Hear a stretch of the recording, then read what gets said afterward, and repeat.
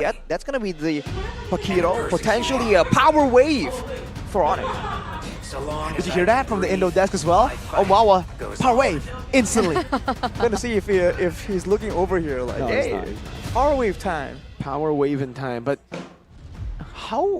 what are the chances of this Paquito going to jungle, right?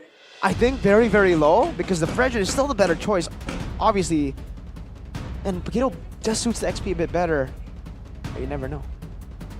It's possible. We've seen it way, way back before, but full damage Paquito, I mean, we saw it from Aran, and it's definitely a big, big problem.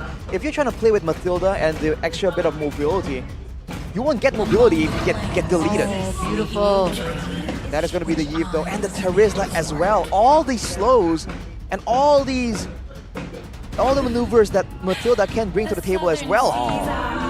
Yeah. Snowball is what they're looking for, and I think they kind of wanted that Eve to be picked up. Now they want to dive to the Eve. 3 purifies by Dewa. Ladies and gentlemen, the conclusion of this best of 3 series with Dewa pushing it to a game number 3. Let's see how this pans out as we dive into the Land of Dawn.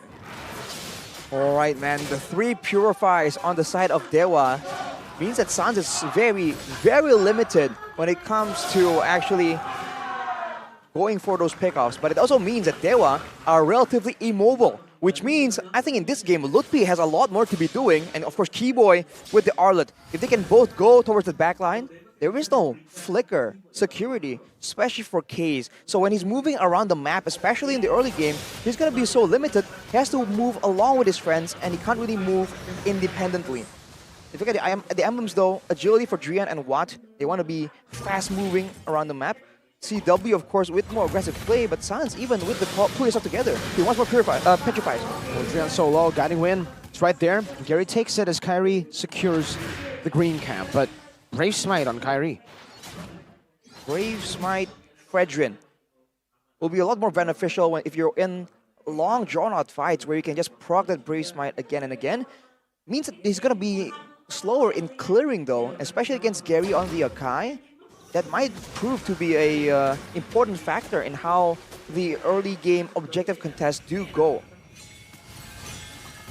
Okay.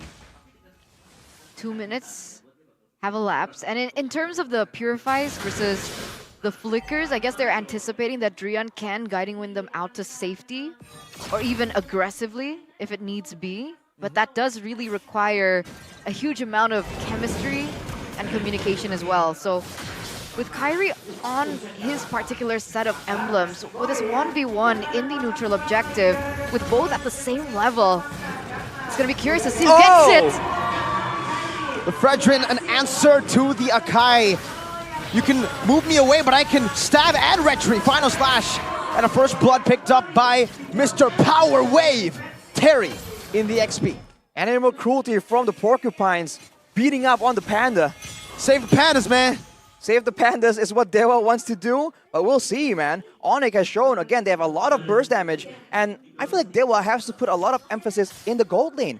If later on CW keeps snowballing out of control right here, it's going to be so dangerous for them because the torn apart memory, right, can just secure those kills if they don't purify in time or get out of the way in time. Look at this. Kyrie's playing this Fredrin very aggressively, kind of like an assassin. I mean, he does have a lot of sustain. Doesn't have retreat though. Already used that up earlier, so Gary will take that camp away from him. By the way, item-wise, CW has a Heptasis, it seems like. No boots until now. Is what the item, the inventory shows us earlier. If that's the case, that's really early. They do have a 1k gold lead at the moment. It still can ping pong either way. But if we're talking about Snowball, Onic also needs to be aware of Watt at the moment. And it's not going to be as simple to take him down as well because he's on the Purify. And if they're hitching their bets on Sans on the Kadita, that's a big problem if they want to play pickoff. I think the Kadita will have to be a lot more hidden. You can't really bank on just crowd control anymore. You just have to use the surprise factor. Because even though you can purify or get out of the initial lock, the Breath of the Ocean as well, the rough waves will still do a lot of damage. Circling Eagle up top to deny Lutpi of that proxy, of that cut. And Onic will move towards this neutral objective. Kyrie a whole level ahead despite not having the concussive blast to help him with the clear. T-Boy has a final slash, displaces Gary, and now it's a petrify into the Brazier's wrap, and Gary actually goes in to pin them down instead. Almost loses his life for it. But now they will concede the turtle. There is no way for Gary to contest this. And look at Keyboy just trying to zone as much as possible to give Kyrie this free turtle. And he still hasn't used the retry. They might be looking for some more. Green camp, the camp that killed him. It's revenge time for Kyrie. It's revenge on a camp, not even a player for Kyrie here, but oh. Purify used up already by Watt. Final slash and a flicker as well. Turn apart memory to cut him down in the back. It's taken down. 1v1 Watt for Keyboy. Gold lane for Rome. It's still very much worth it for Onic. And there's a lot of gold in the pockets of CW as well. You called it earlier, Turna. Having a solid gold laner that's winning his lane is something that Onic is using right here. And especially with Brody, he's set up for that dive so well because of how staggered your basic attack animations are. Look at this zone. Just walks up and nearly used. Lutpi has to take a turret. Easy CW. Does he still not have boots? He's still on the... Wait. Didn't you say he had the head disease? That's Did he sell the head disease? No, the inventory showed that earlier, but I think it might be inaccurate. Going for... According to the big screen, he has a Malefic Roar right here. What? Yeah. Wait. Did he have the head disease before? Was it... Did I miss C? I have to roll it back later on, but... Ooh, big dive from the side of Dewa. Immediately just outplayed by Onic. Wow, I mean, Malefic Roar first item from the looks of it. We'll have to see again if he accidentally sold the Hep Disease or if it was a mistake. But okay. In the bottom lane, looking for a siege now. Gee, that damage, what? Forced to back away instantly. That's a free turret to Onic. All right. Look at Sans though with the Blood Wings actually as his main item. He's going to go for Drian. Petrify it. Purify though from Keyboy. Oh, actually from Sans, and Keyboy capitalized on that Petrify CC. Now it's Kaze who gets knocked up just a bit there by the knockout strike of Lutpi, and they go towards the turtle, third turtle of the game. Ladies and gentlemen, and it might just be all Onic, despite the Akai being on the side of Dewa. But yeah, Hep Disease was built, I think. I don't know, we'll have to see if the items in the big screen is bugged out or... Okay, but it was shown. It was shown, it was shown. You did not miss C, Arashi. Kimura, penalty zone.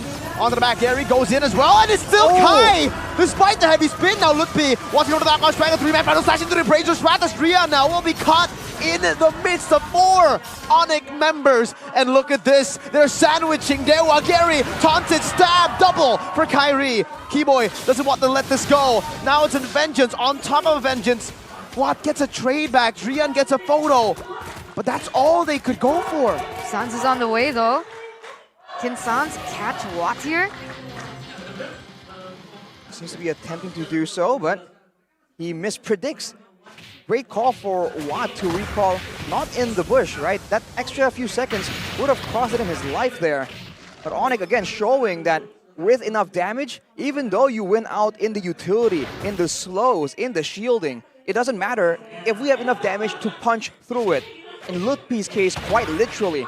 And the fact that they are all so strong right now, it means that even under the turrets, Dewa has to think twice about sticking around for Onic to set up for a big dive due to how easily they can just set up huge nukes from their heroes.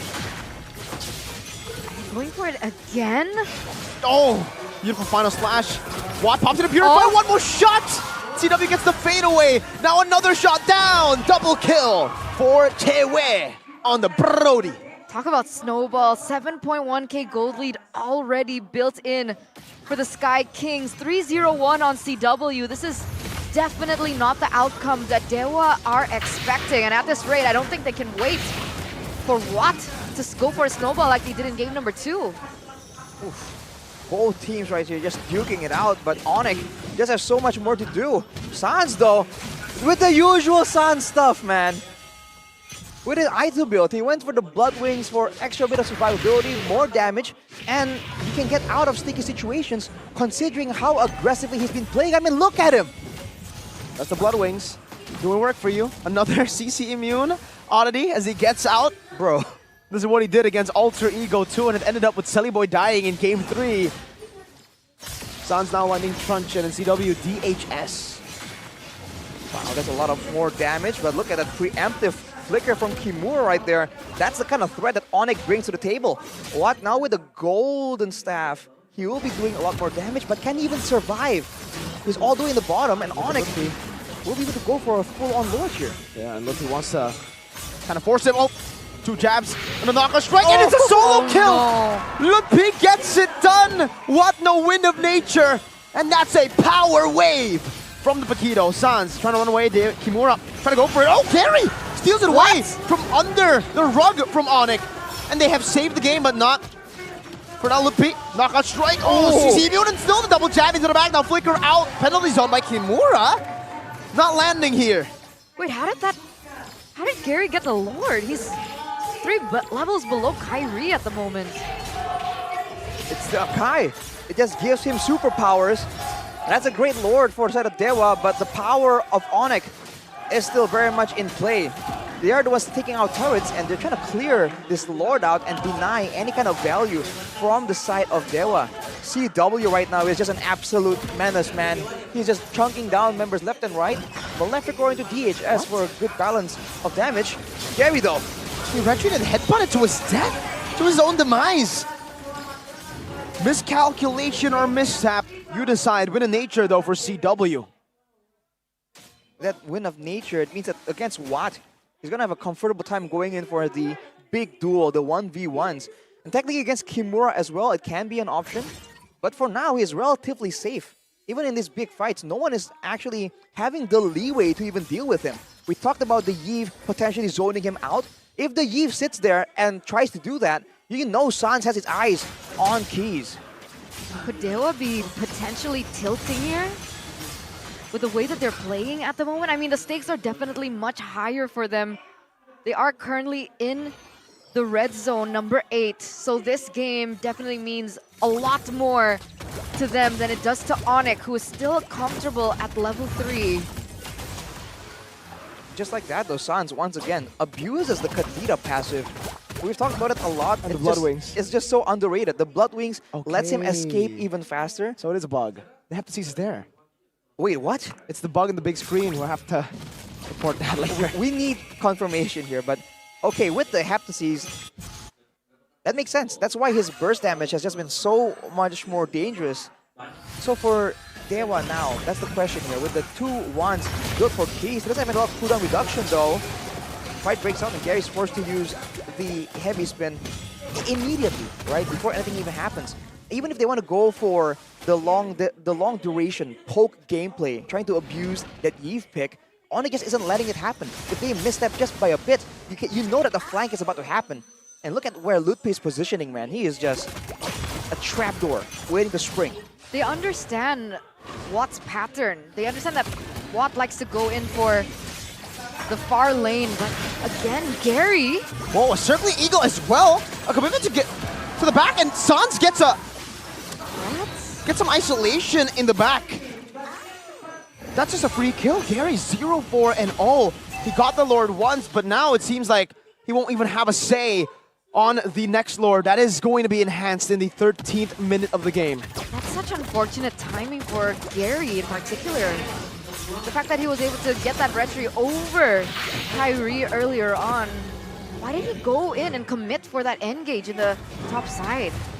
I think he felt like he had information, and exactly because the Lord was about to spawn, he wants some control, some space to operate, to try, potentially go for another steal. But Onic just immediately punishes it, and they know they have a lot more crowd control. And funny enough, what was done by Terizla in Game 1 and 2, right now Sans is doing with the Kadita. He's not going for a big one-shot, big full lockdown combo. He's just using the rough waves to immediately zone away any kind of backline follow-up from the front lines of Dewa. And that's a flicker burnt out already there for Kimura. The sudden penalty zone flicker, not available anymore. Watts getting out of that battle mirror, or getting out of the Breath of the Ocean with the battle mirror image. 2 base turrets taken down, and Onic will continue this chokehold that they have on Dewa. with the bottom wave. They have a Brody, in the famous words of Wolf at the M5 Grand Finals final game. CW can't siege this base turret so easily, and Carry again gets chunked down. Real World Manipulation popped in, but look at Sans stopping the Real World Manipulation, giving CW time to hit that turret. It took him 4 hits, and now Kimura as well. Torn apart memory, taking him down, but the penalty zone actually saves him for a bit. One last shot, beautiful save by Drian. That's just so much damage, so much pressure. Everything that Dewa are trying to use to really counter Onic are being shut down completely. The utility just kited away from. The damage outmatched. The zoning just denied again and again. With no base turrets now, it seems like it's only a matter of time unless Dewa can get a pickoff. They have to try and go for something crazy right here before Onic just slowly but surely cruises to an easy victory. It looks like Onic are fulfilling a particular expectation before the season. It's not enough for pro players to just anticipate their movements and anticipate what they're going to play, but their habits. And you can see that Onic understand that. That's why it looks like they're always a step ahead before Dewa even decide to do it, because they understand the players and their habits. It's insane to see. That's why the Paquito pickup was brilliant, because they knew that when Dewa look at a team fight and they assess that they're not going to be able to win it, Watt usually finds a trade on the other side of the map to go for objectives, but now he can't, even though he is on a clock, because in that 1v1 versus the Paquito, we saw what happened. It was a solo kill that was given to Lutfi. Maybe if the game keeps going, there's a chance that Lutfi can get outmatched by Watt and his mechanics. We've seen it before, but it's quite a long way to go with Onic being 12k gold ahead. And I dare say, I would go a step further and say that Onic are actually the ones that are making Dewa fall into their old habits, right? They know how Dewa plays, and they are pressing the right buttons to dictate how Dewa can approach these situations. Like earlier, forcing Gary to try and contest for some objectives, for some control on the map, and then immediately punishing him. Now, let's see what's their next plan, what's their next diabolical step in just dismantling Dewa. Gary's not 15 yet. Nope. Haven't been able to get farm. That's so crazy. It's been 17 minutes. They're trying to force this, but no, they're too far away. They can't even go for it now. It's an engage from Keyboy. Final slash on the 2. Lutfi in the knockout strike in the back.